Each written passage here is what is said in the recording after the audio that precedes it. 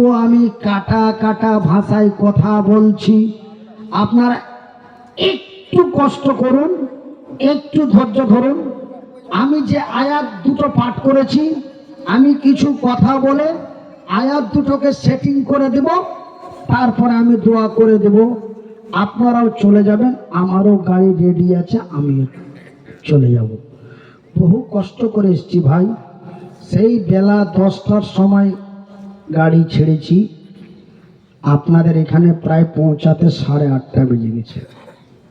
অনেক পথ ভাই, বলবেন এই তো মালদা। ভাইজান, আপনাদের এটা নদিয়া, তবে নদিয়ার মেন নদিয়া যদি যান তবে আপনাকে কৃষ্ণনগর যেতে হবে। কথা বলে না তো, এখান থেকে কৃষ্ণনগর কত দূর? 3 ঘন্টা।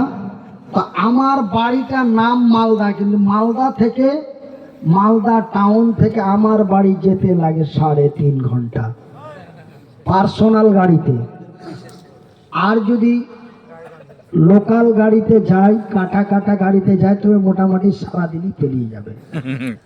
তবে ভাইজান, আপনারা হচ্ছেন মুর্শিদাবাদ নদিয়া ডিস্ট্রিক্টের শেষ সীমান্ত।